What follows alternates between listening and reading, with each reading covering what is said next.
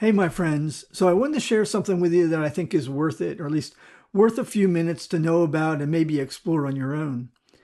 BirdCast is this cool project with a set of tools to help forecast bird migration. As some of you know, a lot of songbirds and other birds of that nature migrate in the spring and in the fall, and they do that at night.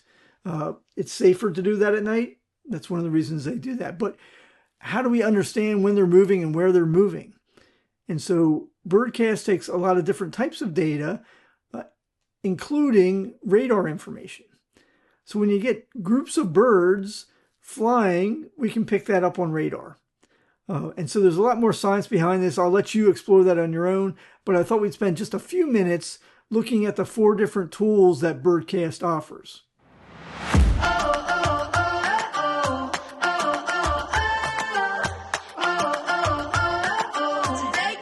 This first tool, the bird migration forecast maps, is the most straightforward.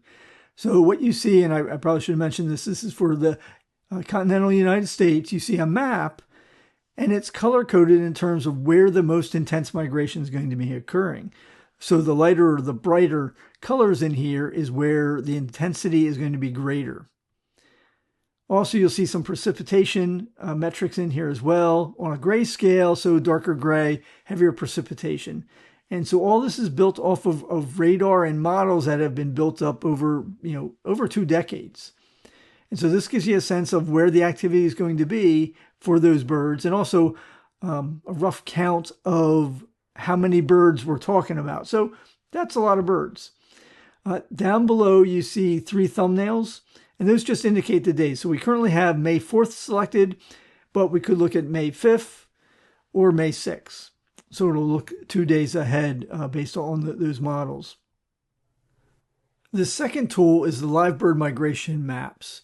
And so it kind of looks at some of that data we looked at before, but now we're going to show that over time. Sort of like those animated radar maps that you show for weather forecasts.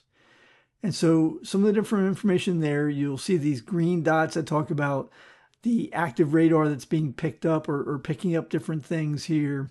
You're also going to see, as we move forward in time, there's going to be lines that move across the country that represent when sunset is occurring in the different locations, as well as sunrise on the other side of it. And then again, you'll see highlighted different colors here in terms of high, medium, or low in that bird migration. So let me just start this up and we'll watch what's happening here. So as sunset occurs, and we see that red line moving across the country, migration picks up. And that'll continue to go on throughout the night in different areas. Little arrows indicating where the birds are migrating from and to. And now sun is starting to come up, and the migration eases off until the next day. This third tool allows us to set up or look at local bird migration alerts. In some ways, I wouldn't call it local because you can put in any location you want here. But it's more about what's going on at that locality. So let's put in Maine, New York.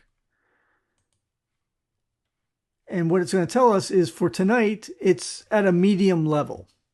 You'll actually see a 3-night migration down here. So tomorrow also medium, but Tuesday we're going to hit the high level. And what it's going to talk about is this birds per kilometer per night. And this is a metric I took a little bit of time to try to better understand. So if you think of the birds flying across a path, a typical path, if you drew a line 1 kilometer in length across that path, perpendicular to that path, how many birds would you expect to cross that line over a given night? And in this case, it's 5,000, 9,000, or if you really want to get the details, if you hover over that, it comes out and shows you a little bit more detail, but close enough for us.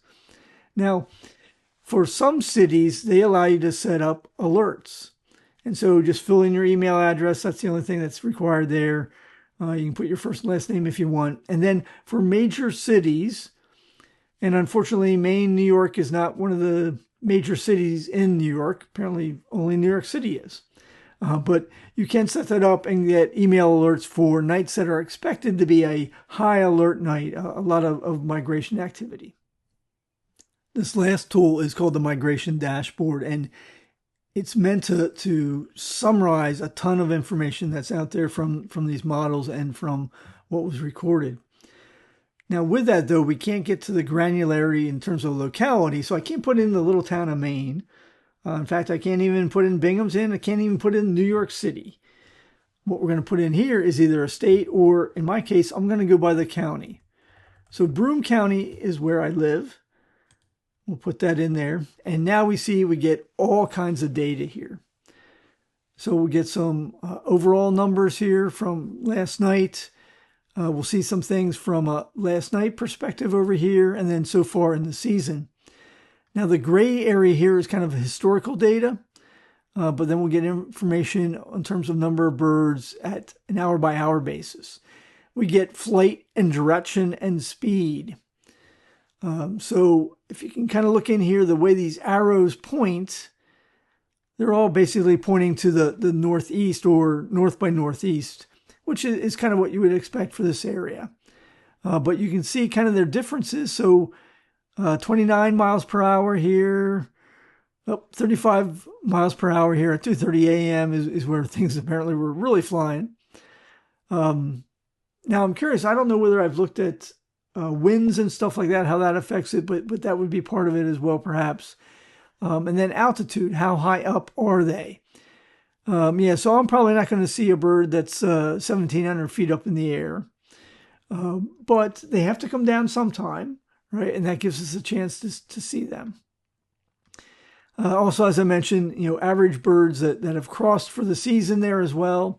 And then what I thought was really fascinating to me is what would be expected nocturnal migrants. So what types of birds tend to be migrating through here at these different times? So you see all of these have their migration period kind of peaking here or really getting going in May. And so you see the different types of birds from that perspective. And so ones that I'm kind of curious is, can I go see them then? So I'll leave you with one more thing.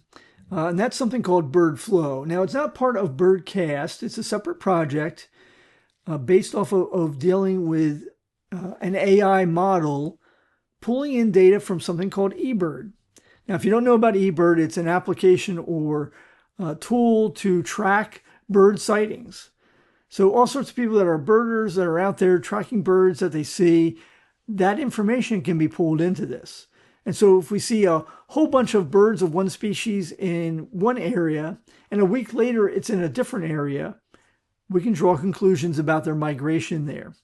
And so BirdFlow, and I love the name, captures that. And so here's a little video that I'll put a link to out there so you can see it better. But all those different colors are different species of birds, moving from as far away as Argentina up here in the United States. Now, one of the things we can do to help make their trip better, because they fly nocturnally, is turn off lights we don't need. That can be confusing to them, those bright city lights or even country lights. And so by turning those off that we don't need during the busiest migration periods, we make life easier for them.